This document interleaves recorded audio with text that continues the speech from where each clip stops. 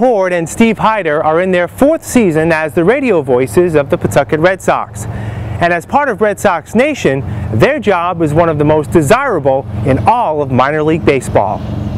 I got a lot of buddies who make a lot more money than I do, who may be, more successful in business or whatever, but I know every single one of them would trade what they do for what I do.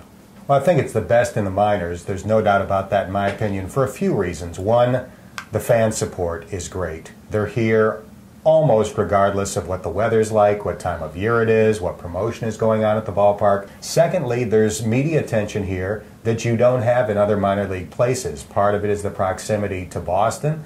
Part of it is the various media entities that cover this team, whether it's Providence or Pawtucket or Boston. You just don't have that in other places. The Paw Sox radio booth is not the first place Dan Hoard and Steve Hyder have met. While both men worked in Syracuse, Hoard pulled some strings for Hyder to get one of his first jobs in broadcasting, covering sports at a local Syracuse radio station.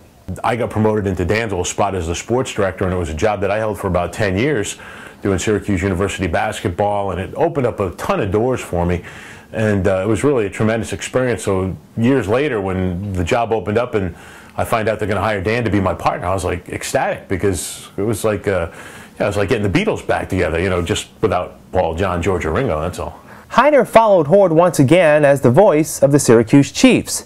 After their Syracuse years, Hoard moved on to Cincinnati, where he worked for 11 seasons on the Cincinnati Reds television and radio broadcasts. Hyder came back home to Rhode Island, serving as radio talk show host at AM 790 The Score before being hired by the Paw Sox in 2004.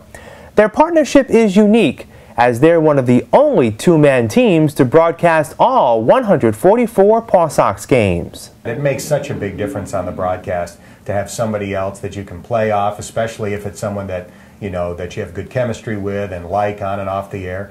We have that, so I think our audience benefits. Hyder is, to date, the only native Rhode Islander to broadcast Paw Sox baseball.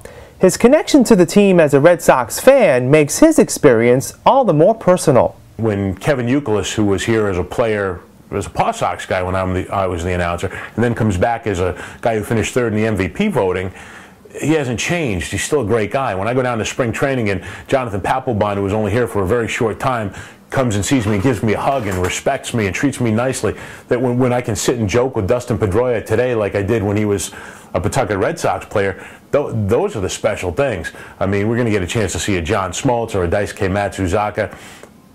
Baseball part of it, don't get me wrong, is fantastic, but the friendships and the relationships that you have with these guys is really what kind of sets it apart. Both men begin their day long before the first pitch, meeting with players and coaches and doing research on both teams. For the sports fan, that doesn't sound like work, and the men agree. I almost feel guilty calling it work, because there are things that we do every day to prepare that I would do anyway as a sports fan, whether it's just reading newspapers or going on the internet and reading about the stuff that I love.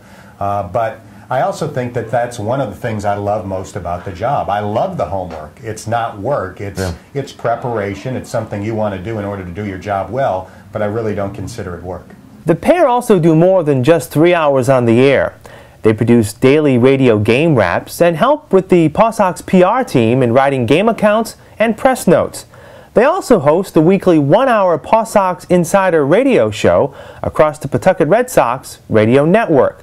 Their exposure to Red Sox fans is unlike any other in minor league ball, with a radio network across 4 states and broadcasts now streaming on the internet. Used to be just on the radio, and only the people in the immediate vicinity could hear you.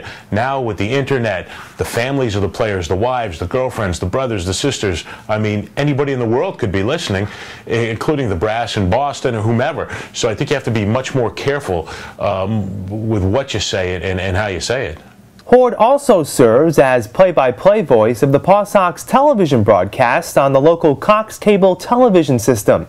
He says prepping for television is the same, but the approach to the broadcast is different. Vin Scully described it best: on radio, you paint the word pictures; on TV, you write the captions. That's exactly what you do. When you're doing a game on the radio, it's your canvas. You look out, whatever you feel like talking about, you talk about. On TV, it's the monitor. You have to constantly look at what's being shown on TV And that dictates, for the most part, except when the ball is in play, what you're talking about. For 2009, both men have ventured into the world of blogging. Although new to the technology, both feel they have a lot to offer Paw Sox fans.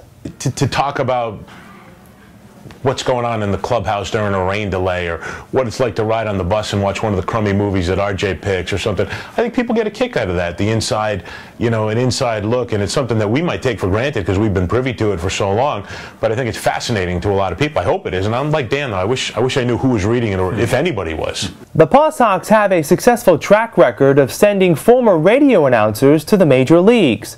Hoard and Hyder hope they're next in line, but they know that in the meantime, working in Pawtucket is the next best thing.